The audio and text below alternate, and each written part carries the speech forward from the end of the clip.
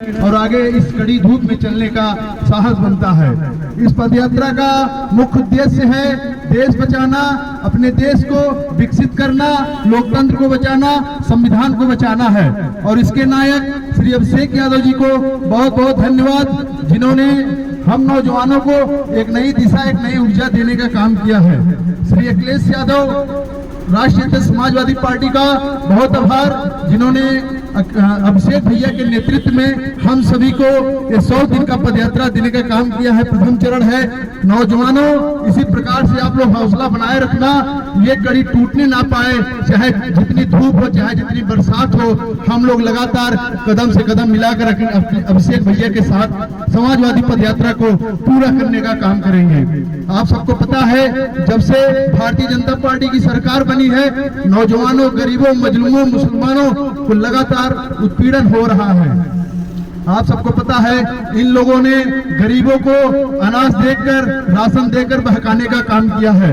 अगर कहीं 100 रुपए का उन्होंने राशन दिया है तो अपने प्रचार प्रसार के लिए 50 रुपए का झोला दिया है, ताकि हर घर मोदी के चेहरे का छपा झोला रहे और हर घर मोदीमय हो जाए। लेकिन हमारा गरीब नौजवान सब समझते हैं, जिस प्रकार से मोदी जी आपने छलने का काम किया है गरीबों नौजवानों को, वो इस प्रकार से सब लोग समझ चुके हैं। अब वो दिन दूर नहीं रहा, 2024 में जब यही नौजवान गरीब, जिन नौजवानों के बलबूते आपने सरकार बनाई है, अब यही नौजवान अंगड़ाई ले चुका है आपको गद्दी से उतारने का। और आप सभी को जाकर गांव में सवाल करना चाहिए, बीजेपी के नेताओं से पूछना चाहिए, क्या हम लोगों ने आपको सरकार में इसीलिए बैठाया था कि नौजवानों को 2 करोड़ रोजगार देने की बात कहने के अलावा आप अगर वो रोजगार की बात करते हैं तो उनको लाठी डंडों से पीटा जाता है। अभी अग्निवीर की योजना में आपने देखा है, तमाम जिलों से, हमारे जिला के ही एक ही जाति के लोगों, लड़कों को गुंडा एक्ट लगाकर उनको जेल में भेजने का काम किया है। 4 साल के बाद नौजवान क्या काम करेगा?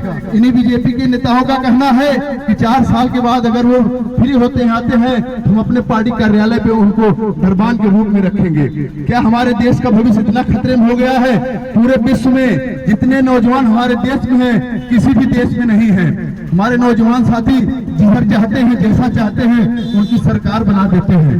तो नौजवान साथियों, हौसला बनाए रखना, कदम से कदम मिलाए रखना, वो दिन दूर नहीं होगा जब पूरे भारतवर्ष में समाजवाद कायम होगा।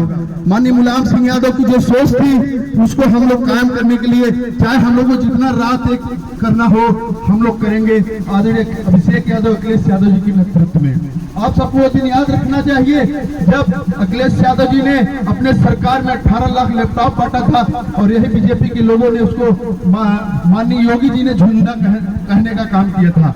मैं तो कहता हूँ, एकदम शर्त के साथ कहता हूँ, योगी जी अगर यही झुंझुना बांट के दिला दो, दिखा दो, तो मैं मान जाऊँ कि आप अपने बातों पे अड़ी हैं।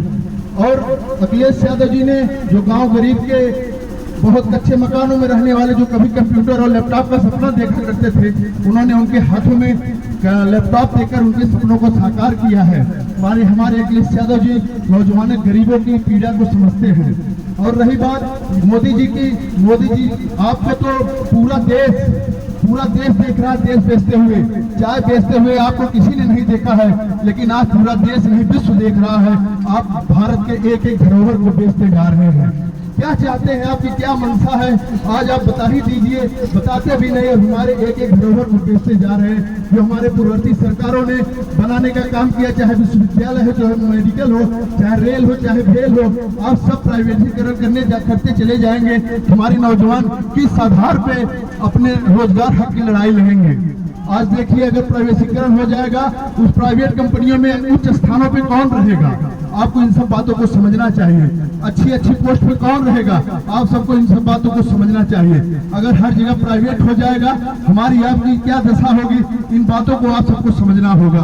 और यही ये लोग चाहते हैं कि हम लोग हमेशा नीचे दबे कुचले हैं, तो उसी प्रकार से बने रहे।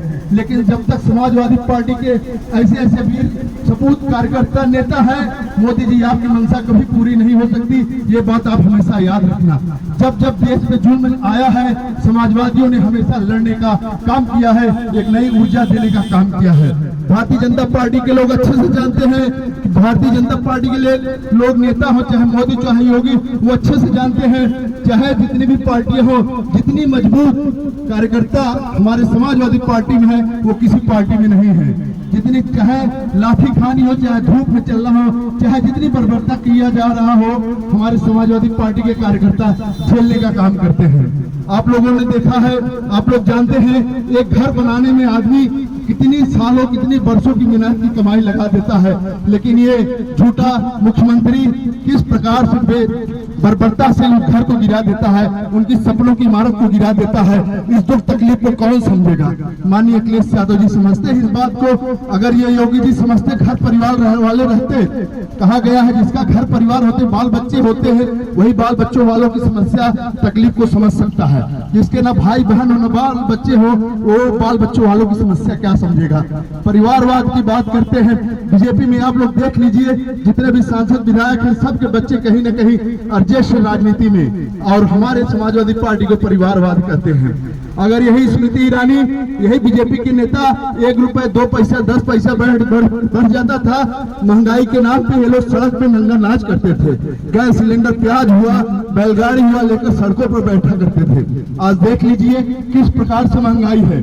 हम उस देश के हैं जहां महात्मा गांधी जी नमक पे कर लगने से देश में इतना बड़ा आंदोलन बना दिए। आज हमारे हर एक छोटे छोटे वस्तुओं पे, पढ़ने लिखने खाने की वस्तुओं भी टैक्स लगा है, लेकिन हम मानसिक गुलाम हो चुके हैं। बोलने के काबिल हमको नहीं छोड़ा जा रहा है। लेकिन ये भूल गए कि हम लोग समाजवादी पार्टी के कार्यकर्ता है। हम लोग अखिलेश यादव जी, लोहिया जी, जिनेश्वर मिश्र, माननीय मुलायम सिंह यादव जी के पद चिन्हों पर चलने वाले हैं। हम लोग हार नहीं मानने वाले हैं। तुम्हारे हर एक जुल्म का वो होगा जिसका तुम सोचे भी नहीं होगे। और आप लोग अच्छे से जानते हैं, भारतीय जनता पार्टी के जितने भी नेता होते हैं वो तो हमें आपको बलगराने के लिए, हमें आपको जात में और धर्म हिंदू के बाद में लड़ाने का काम करते हैं। आप लोग याद रखिए, जब भी गांव चुटकी चौराहे पर अगर बीजेपी के नेता आए भाषण दे, कहीं अगर जवानी भाषण बात तो हो, अगर वो लोग गाय भैंस की बात करें तो आप लोग रोजगार की बात कर लेना। अगर वो हिंदू मुस्लिम की बात काम करे तो आप लोग स्वास्थ्य की बात कर लेना। आप इन तमाम बातों, आप लोगों के पास बहुत सारी बातें हैं। अगर आपके एक भी सवाल का अगर कोई बीजेपी का नेता कार्यकर्ता जवाब दे दे तो मैं मान जाऊं, उनके पास कोई जवाब नहीं है। वो लोग केवल देश तोड़ो, राजनीति करो, यही राजनीति करते आए हुए हैं। हम आप सभी से अनुरोध करेंगे, अपने अपने गांव घर में जाइए, लोगों को जोड़िए। इस समय सदस्यता अभियान श्री अखिलेश यादव जी चलाए हुए हैं। आप लोग यहाँ से जो चल रहे हैं चलते रहें, जो अपने घर गांव जाए, अन्य बिरादरियों को समझाने का काम करें, उनको बताएं किस प्रकार से हर एक जात को लड़ाने का काम, भाई को भाई के लड़ाने से काम किया जा रहा है। अगर हर एक चीज प्राइवेट हो जाएगा तो सोचिए हम लोग आप लोग कहाँ होंगे। अगर यह 2024 में ये मोदी फिर बैठ गया, जो 3 काले कानून वापस लिया है, यकीन मानिए फिर से 3 काले कानून लाकर हम लोगों के ऊपर वही गुलामी का पहले वाला हो जाएगा कि खेत जमीन तो हमारा रहेगा, लेकिन कितने में कितना क्या बोना है, कैसे बोना है, कितने देरी तक काम करना है, हमको उनके इशारे पे काम करना पड़ेगा। हम अपने मन से पानी भी नहीं पी सकते, हम अपने मन से प्याज या आलू या कुछ उगा भी नहीं सकते। अगर कहीं कम भी हो गया, हमारे आपके जो हमको देंगे उसके काम करने के बदले उसमें भी कटौती करने का काम ये लोग करेंगे। इन सब बातों को आप लोग हम लोग जो समाजवादी पदयात्री लोग, जिन बातों को जो भी हमारे साथी कह रहे हैं, इनको बड़ी गंभीरता से सोचिएगा, क्योंकि ये लड़ाई आप लोग समझ लीजिए कि बहुत लंबी लड़ाई है और इसकी लड़ाई को भरपूर ताकत देने के लिए श्री अखिलेश यादव जी हर तरह से हम लोग का साथ दे रहे हैं और नौजवानों का साथ दे रहे हैं। और इसमें हमें आपको उनके कदमों से कदम, उनके विचारों को लेकर गांव-गांव जाना होगा। पार्टी के लिए आप लोग केवल समाजवादी पार्टी के लिए 1 घंटा का समय निकालकर जाकर समाजवादी पार्टी की कार्य नीतियों को गिराने का काम करिए। जितना अखिलेश यादव जी ने काम किया है, जो ये हम लोगों के साथ भ्रष्टाचार के माध्यम से हमें आपको फतराने का काम करते हैं, हर एक बातों का काम करिए। गांधीवादी से बात करिए, गांधीवादी जो विचारधारा है उस हिसाब से बात करिए। ये लोग हमको उकसाने का काम करेंगे, ये हमको आपको लड़ाने का काम करेंगे, लेकिन हमें आपको शांति ढंग से, अच्छे ढंग से विचारों का काम करना है। और हम इतने जितने भी हमारे साथी चल रहे हैं, हमारे कदमों से कदम मिला के मैं सभी के हौसले जज्बे को सलाम करता हूँ, क्योंकि ये ताकत केवल समाजवादी पार्टी विचारा और समाजवादी पार्टी के जो विचार लेकर चल रहे हैं, जो माननीय मुलायम सिंह यादव, अखिलेश यादव, जनेश्वर मिश्रा, लोहिया जी, कर्पूरी ठाकुर जी की सोच रखने वाले हैं, इस धूप में रखते धूप में वही चल सकते हैं। ये कोई बीजेपी के झूठ बोलने वाले चापलूस चाटुकार नेता इस काम को नहीं कर सकते हैं। जब जब भी देश को आजादी मिली है, जब जब भी देश को गरीबों को साथ देना हुआ है, तो ये जान लीजिए बहुत बड़ा संघर्ष हुआ है, और संघर्ष करने वालों का इतिहास बनता है, झूठ बोलने वाले गद्दारों, मलाल चाटकारों का कभी इतिहास नहीं बनता है। हमारे नौजवान साथियों, ये जो पद यात्रा चल रहा है, ये तो अभी प्रथम चरण है। माननीय मैं अभिषेक भैया को बहुत धन्यवाद देता हूँ। मैं तो बस इसीलिए बहुत खुश हूँ, बोल पाऊँ न बोल पाऊँ अलग बात है, लेकिन मैं इसलिए खुश हूँ कि जो हम नौजवानों के अंदर निराशा आ गई थी, कसम से बताओ बहुत तकलीफ हुआ था 10 मार्च को। हम लोगों ने कभी सोचा नहीं था कि ये झूठ लोग, ये झूठे लोग इस प्रकार से झूठ चोरी करके हम लोग का ये सपना तोड़ने का काम करेंगे। जो हर नौजवान अखिलेश यादव जी के चेहरे में अपना चेहरा देखता है, जो हर नौजवान सोचा था कि अखिलेश जी बैठेंगे, हमें रोजगार मिलेगा, हम अपना घर परिवार, अपना शादी विवाह, अपने बहन बेटी का शादी करेंगे, जो नौजवान सोचा था अखिलेश जी रहेंगे तो सुचारू रूप से हम लोगों का जीवन यापन होगा। कसम से बताऊं, मैं अखिलेश यादव जी को बहुत धन्यवाद, उनके साथ साथ श्री अभिषेक यादव जी को बहुत धन्यवाद दूंगा, जिन्होंने हम लोगों को इतनी निराशा हुई थी कि अब क्या किया जाए, कैसे हो, कैसे क्रांति आए, इन्होंने एक पद यात्रा लेकर पूरे उत्तर प्रदेश में जो चलने का संकल्प लिया है। मैं वादा करता हूं, मैं जब तक चलूंगा वादा खिलाफी कहीं नहीं, कभी नहीं करूंगा, हमेशा पद से पद मिलाकर आपके कदमों के साथ चलता रहूंगा। बहुत बहुत धन्यवाद आप सभी का। जय हिंद, जय भारत, जय समाजवाद।